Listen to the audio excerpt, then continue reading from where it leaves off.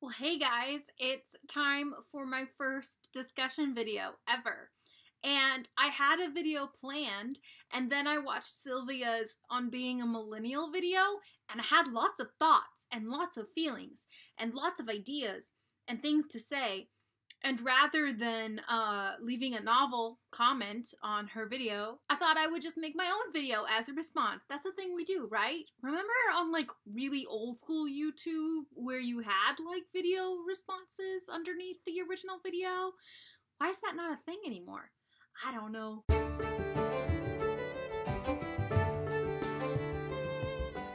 So, a long time ago, Hank Green posted a video called Why the Word Millennial Makes Me Cringe, and I love that video. I watch it pretty frequently, and I give it to a lot of people who ask me about being a millennial. Basically, in it, he talks about how millennial is a term that's been put upon a certain age demographic by people that want to blame that age demographic for the world's problems, rather than actually treat them with empathy and sympathy and look at how the circumstances that millennials live in, particularly I feel American millennials are living in, is radically different than the generations that came before. In the United States, at least, one of the major differences is that I graduated with a lot of student debt. I don't know how this would influence Sylvia's thoughts, because I don't know what the student debt situation is where you're from, Sylvia. I'd be curious to know. But basically, when I graduated with my master's, well, no, let's back up. When I graduated from undergrad, I had, what? High 30s, low 40s? High 30s, low 40,000s in student debt. And when I graduated from grad school, my student debt was in six figures. It's now below six figures, which I'm so happy about, but it's still pretty high. So when I think about being a millennial, that's always what first comes to mind, is the fact that I have this great weight of debt on my shoulders that is preventing me from doing things that my parents did, that my grandparents did.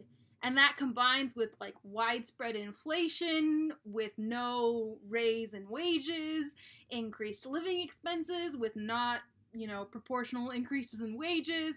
And all of that is creating a situation where my life is very different from my parents'. Probably the most significant difference is that when my parents were my age, I'm 29, they had gotten married, and I don't think they had bought the house, because they bought the house after I was born, but they were getting ready to buy a house. And they didn't, I don't think they had a lot of debt to their names. Not six figures like I did when I graduated.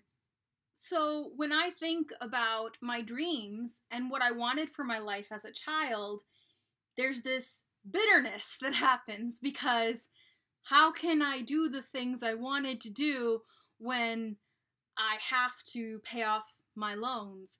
And also, I don't even get to do the things, it feels, that my parents did because of my loans. When I was growing up, I, like Sylvia, really wanted to be a writer. I had lots of other ideas, and I always was kind of practical in that I didn't believe writing would be able to, pay the bills, and I couldn't make a living doing that. So I always had in my mind, in the back of my mind, that I had to do something else to make ends meet. But it didn't really hit me until I graduated undergrad with a degree that I pursued and loved, a subject that I loved, and that degree was in literature, and I didn't want to be a teacher. And then I was like, well, what do I do? So for me, the great myth of being like a millennial is that you go to school, get good grades, go to college, get your degree, you'll get a job. And I got a degree in something that doesn't lead directly to a job beyond really teaching. And so I was kind of lost. So what does this mean in terms of being a millennial? I agree with Sylvia. I do think that as children, we're told to follow our dreams, and you can be whatever you want to be, and you can do whatever you want to do. At least that's how I was raised.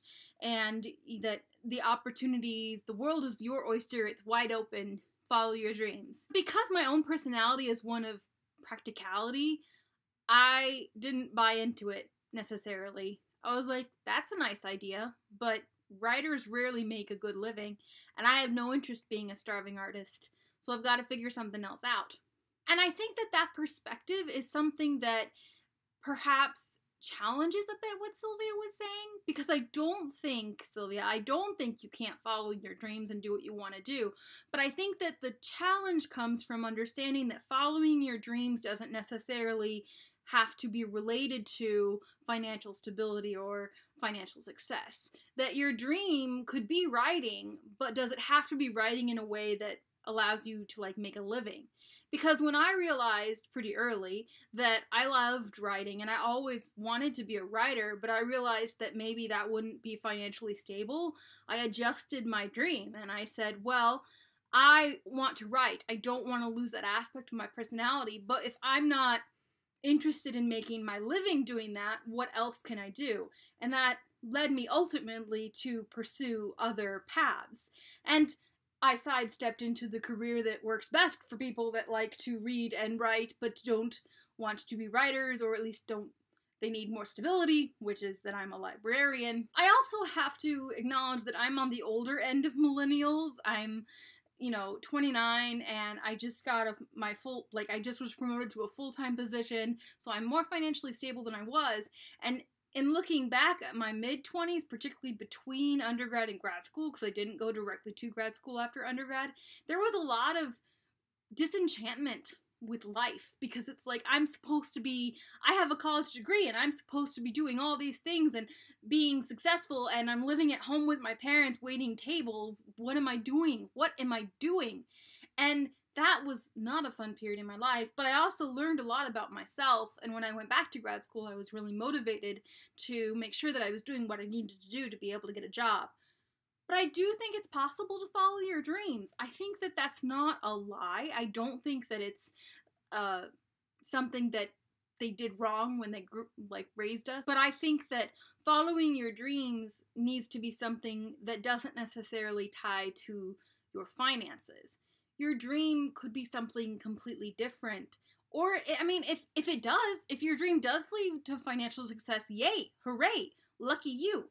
But I think overall, people can be a lot happier, and millennials in particular can be a lot happier if their sense of following your dream and achieving dreams isn't tied necessarily with your job, but more to the experiences you have in life, and that your dreams are not something that ever really get checked off. Like, the box doesn't get checked and you've achieved your dreams. I think that's the other thing. For me personally, I always kind of thought of my dream as like, I'll get my full-time job, I'll be paid well, I'll write on the side in my spare time, and that will be my dreams achieved, checked. And I'm doing those things, but I still want more. And I think that that's a good perspective to have. And I think that's a very modern millennial perspective to have, this idea of, okay, what's the next thing I want to do? And I think if you have that perspective, if you kind of grow with your dreams and allow your dreams to change and accept that about yourself and about life in general, overall you'll be happier. That's my advice. That would be my advice for you, Sylvia, because it seems like you're kind of having a hard time. I'm sorry, I've been where you are, and I'll probably get there again sometime. But allow your dreams to change and understand that the dreams you had as a child don't have to be the dreams you have when you're an adult. And perhaps maybe if you adjust your dreams just a little bit, if you maybe take away that financial component, maybe then you'll overall be a little happier. I don't know, that's just my 2 cents. I mean, that's just what I've found in my life as someone who loves to write, but also is like, don't want to deal with the publishing machine, don't want to deal with that stuff, just want to have it be my own little thing that I share with my friends and loved ones that I enjoy doing. There's a lot of other things, too, about being a millennial that I could go on about, like the internet and social media and how that changes the way you interact and react to the world. But that is probably a discussion for another day, because I don't want this video to be crazy long. After all, it is my first discussion video. So, fellow millennials, what do you guys think? What are the challenges we're facing that are different than the generations before? Or is there anything you feel that's like unique to our experience of being millennials that is something we need to talk about more? Let me know down below. I'd love to get a discussion going. And also be sure to check out Sylvia's original video. I'll leave a link down below. Thanks for watching. See you next time. Bye, guys. And I feel like I've already been very rambly and ranty, and I don't want this to just be going nowhere with the discussion.